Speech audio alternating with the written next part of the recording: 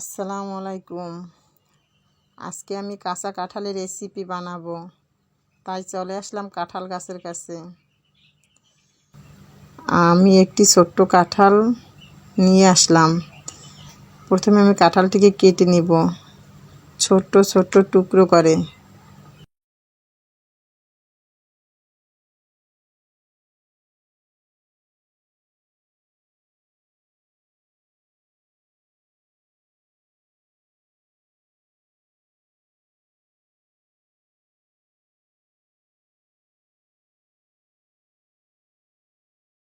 আপনারা দেখতে থাকুন। এভাবে ছোট্ট ছোট্ট টুকরো করে নিব। এভাবে ছোট্ট ছোট্ট টুকরো করে নিলাম। তারপর আমি হালকা সেদ্ধ করে নিলাম।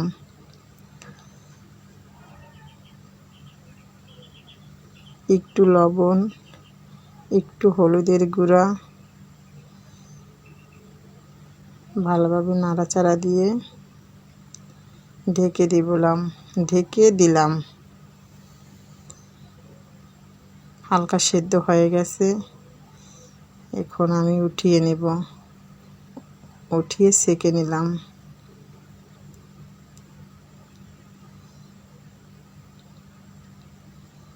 তারপরে তেল দিলাম, পেঁয়াজ কুচি,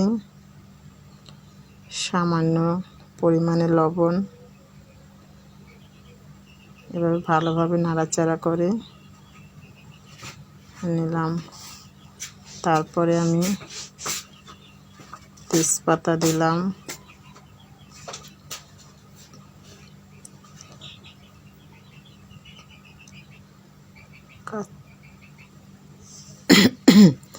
কাঁচা লঙ্কা,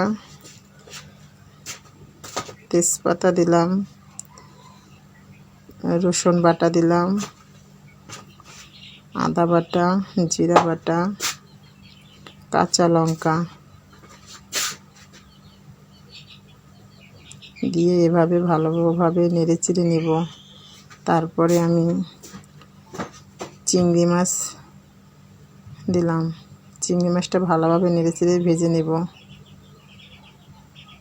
একটু ভাজা ভাজা হয়ে গেলে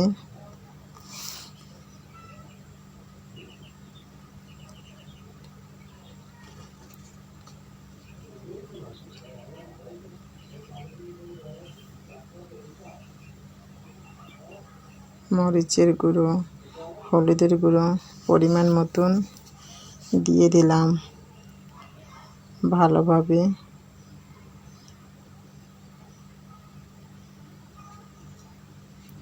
নেড়ে আমি একটু জল দিলাম। তারপরে আমি ভালোভাবে কষিয়ে নেব।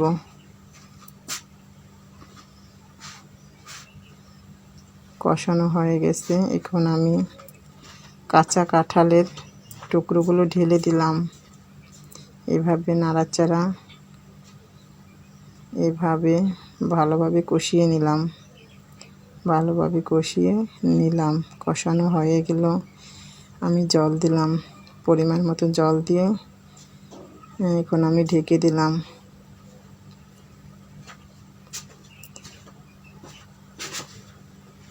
কিছুক্ষণ পরে এই দেখেন আমার রান্না হয়ে গেল।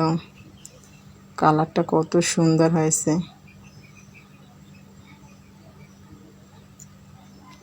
খুব সুন্দর।